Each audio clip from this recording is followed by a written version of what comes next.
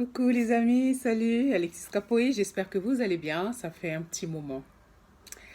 Au passage, je salue mes abonnés qui demeurent encore abonnés alors que la chaîne n'est plus en activité depuis des années maintenant, hein, ça va faire 2 ans que je ne suis plus en activité sur cette chaîne. Parlons-en by Capoe, mais vous demeurez toujours abonnés en espérant que vous verrez cette vidéo et que vous la partagerez en masse. C'est Alexis Capoe sur votre chaîne Parlons-en by Capoe. Voilà. Et sur Facebook également, ça fait bientôt plusieurs semaines que je ne suis pas non plus en activité. J'avais besoin d'un petit break et puis j'ai provoqué Facebook et comme je sais les provoquer, ils m'ont bien bloqué. Donc du coup, ça me fait du bien, je me repose, je vois les activités sur la toile et je reçois beaucoup de messages de sympathie de ceux qui me suivent également sur Facebook. À vous tous, je vous envoie des bisous, des papounes. Voilà, que Dieu vous accorde ce qui est bien pour vous.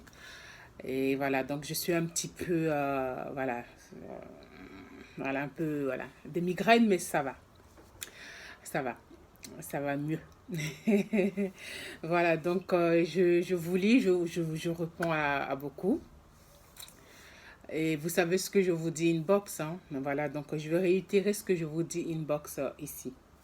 Voilà, concernant l'actualité dans notre pays en Côte d'Ivoire, notamment dans ce qui se passe au sein de l'opposition, enfin, opposition, voilà tout ce que nous voyons.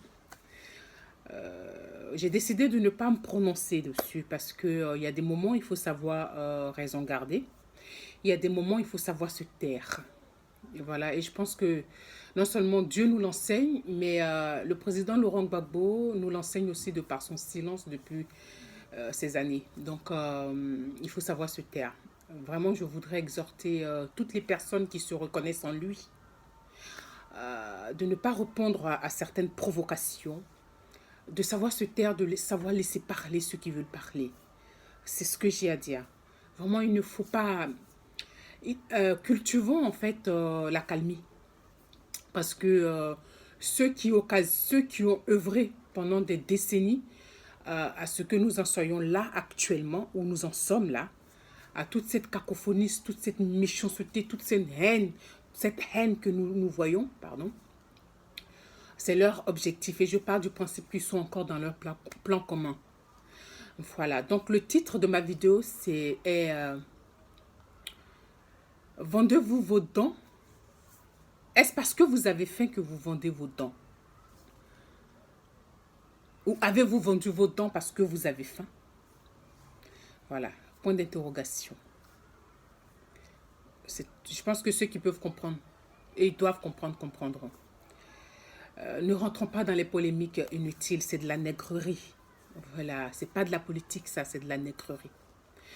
Voilà, donc je tenais à dire cela aux partisans du président Laurent Gbagbo. On ne répond pas à tout, il faut savoir le silence garder et œuvrer dans le sens du travail. Parce que c'est ce que l'ennemi voit. Il voit cela, sa menace, la menace. Cette lourde machine que le président Laurent Gbagbo a mise en place, voilà. Il voit qu'il y a le travail qui se fait sur le terrain au niveau du pays. Il voit que les Ivoiriens sont, quoi qu'on en dise, en acquaintance avec le président Laurent Gbagbo, il le porte toujours dans le cœur. Dès lors, il porte son bébé, son nouveau bébé qu'il crée depuis l'ancien. Voilà. Voilà. Donc, ils sentent le danger. Alors, ils mettent des gros moyens pour créer ce que nous voyons. Et nous ne devrions pas, nous qui sommes encore attachés à ce principe-là, attachés au baobab qu'est le président Laurent Gbagbo, nous ne devrions pas rentrer dans des querelles intestines. Ça n'a pas de sens, ça prend de l'énergie et ça ne montre aucune image positive en fait.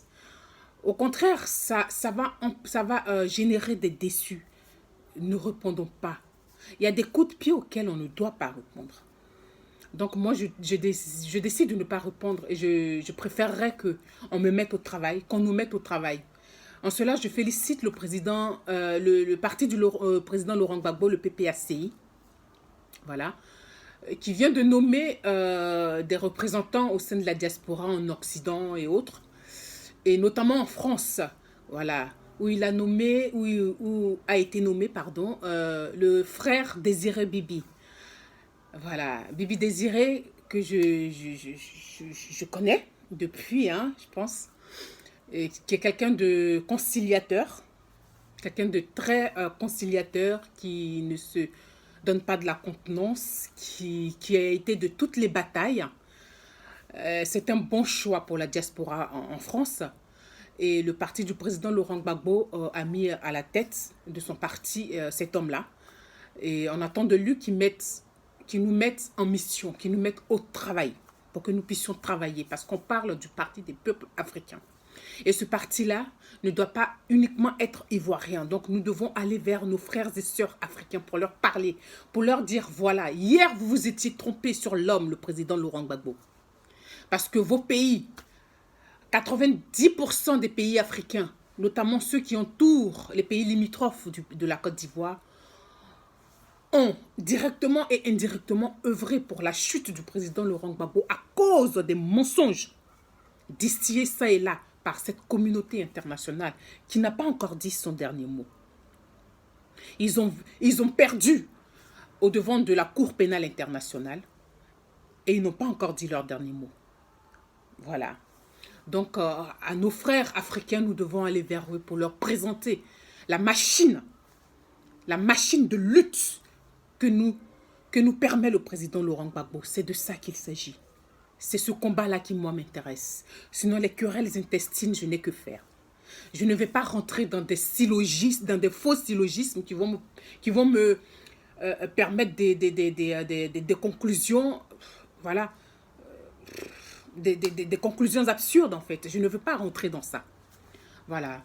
Lui, là, a dit, moi, a dit, tout ça, ça ne m'intéresse pas, en fait. Ça ne m'intéresse pas. Le président Laurent Gbagbo, Dieu merci, il est là. Dieu nous permet qu'il soit encore là. Et Dieu permet qu'il mette en place un outil de combat pour tous les Africains. C'est le parti des peuples africains. PPA et CI, parti des peuples africains, Côte d'Ivoire. Donc il doit en avoir au Mali, au Burkina Faso, au Sénégal, en Guinée, au Togo. Partout, nous devons œuvrer dans ce sens-là.